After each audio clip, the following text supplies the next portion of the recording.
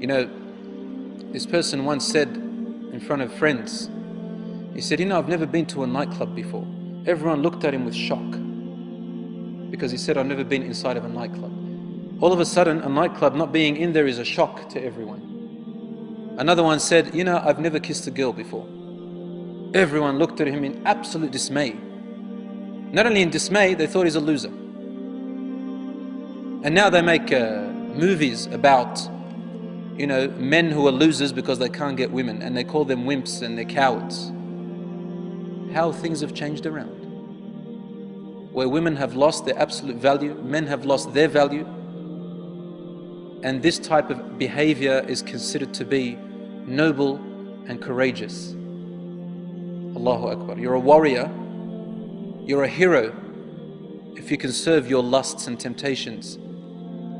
And then you have issues of rape and crime, and then you've got laws, especially in Western countries, that can't even solve anything. Just the other day I read in the paper about a man who was convicted in the court of law in Sweden. He was convicted of rape.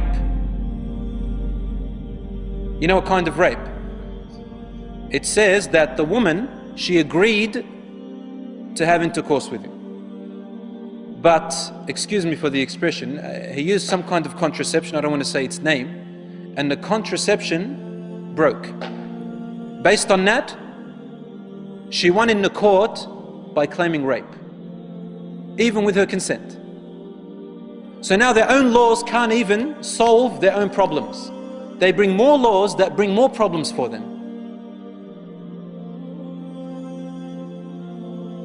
And Allah says in the Quran, والله يريد أن يتوب عليكم ويريد الذين يتبعون الشهوات أن تميلوا ميلا عظيما يريد الله أن يخفف عنكم وخلق الإنسان ضعيفا. Those who follow their own lusts and temptations, they want to lead you astray, away very far. Allah wants to lessen the burden off your shoulders. He doesn't want you to fall into harm. He doesn't want you to fall into predicaments where you can't climb out of. يُرِيدُ اللَّهُ أَن يُخَفِّفَ عَنْكُمْ. These laws in our deen are only there to protect you. They are not there to cause you harm or restrict you, ya akhi. They are there to protect you because there's so much harm out there. وَخُلِقَ الْإِنسَانُ ضَعِيفًا. Allah also tells us, follow my laws because you're weak. You're weak. Pass them and follow my guidance. I'm there for you. Like what your father and mother do. To keep you away from fire, keep you away from harm.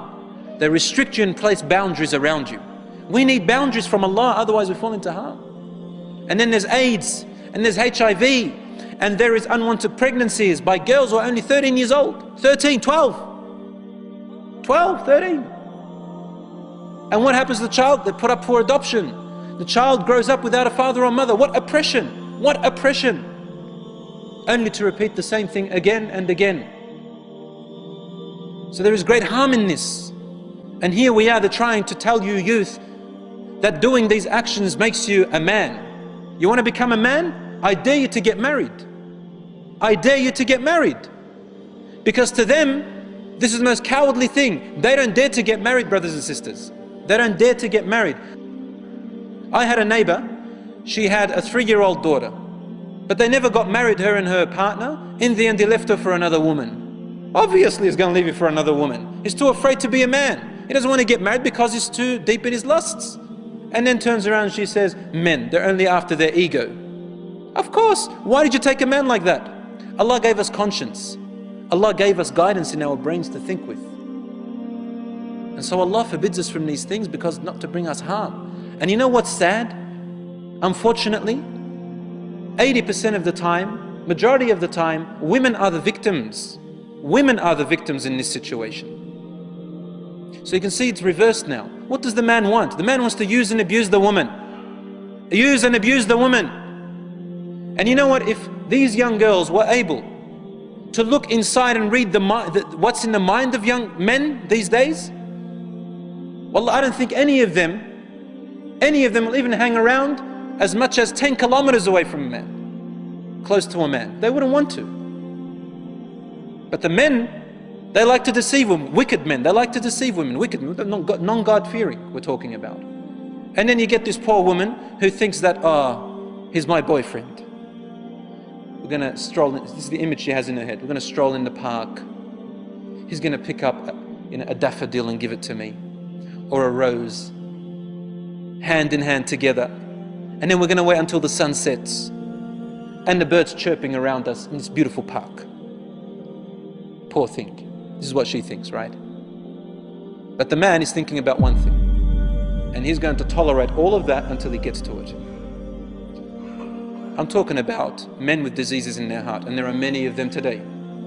With the tabloid, with all the sceneries that you have out there, and all the things that are occurring, I feel very sorry for a lot of women, and I feel very sorry for a lot of men who have sold their youth and sold their chastity, sold their dignity to be so cheap.